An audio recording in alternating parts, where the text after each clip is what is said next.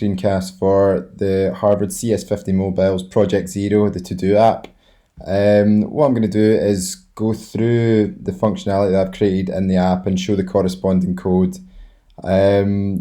I've written my code in Visual Studio Code by Microsoft. It's one of the best text editors that I've used. I really recommend it. So going through it, the first thing that I did was create these global variables for the item count and the unchecked count. This would keep track of these values as we started to add to-dos and take them away, etc.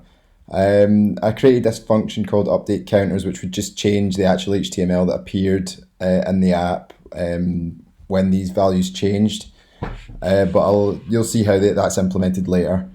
So if we go to the next function, the new to-do function, we can see that the first thing we would expect is when we click the button is for a prompt to come up saying, what would you like to do? So as you see, that is exactly what comes up. You can put some text in this box possibly for an example for the user or to highlight what you would expect them to write, but I decided for this project that wasn't really necessary. So if we just do example 1 and hit enter for OK, we can see that the list item appears on the screen. We have the delete functionality, we have the checkbox functionality. We can see that the item count and the unchecked count have both increased by 1. So I'll show you how I've completed this.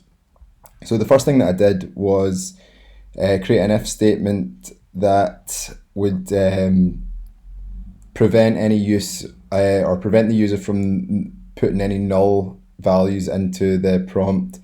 So assuming that's not the case, we move on, we increase the item count and the unchecked count by 1 for the new to-do, then we create a new list item. We append that item to the global list, which you can see is addressed here. We then create a new checkbox, and I've included this functionality here, which calls the handle function, which I'll explain later on. I've appended the checkbox to the list item. Then I've created the label for the checkbox and appended this to the overall list item as well. And finally created the delete functionality button, which is this one here, and called the remove function, which again I'll explain later, and it's been appended. And finally, we update the counters so that the actual HTML on screen it changes to be correct. So we can see that the functionality that actually works. If we put in another example here, and then if we want, we can check it. We can see that by doing so, the unchecked count reduces down 1. I'll show you how that works. And if we uncheck it, again, it goes back to where it was. So this is in the handle function. Now, truthfully, this is a little bit buggy, but for the sake of this project, I think it'll do the job. So if the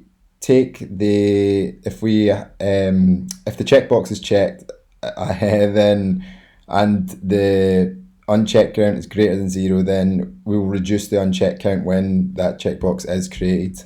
And that's a bit of a mouthful. And again, if we uncheck it, then we should increase the unchecked count by 1, and that's exactly what happens here.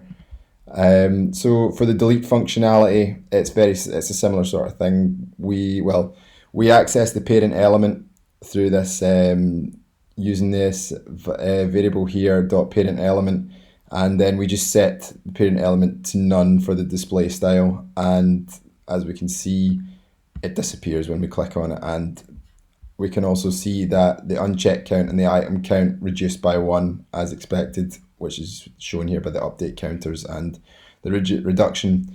So it does function as expected, more or less. There are some corner cases which can cause some problems if, for example, you're checking boxes and then deleting them and things like that. But I think for this first example project, it's reasonably robust and it works pretty well. So thanks for watching, and let me know in the comments if you've got any questions.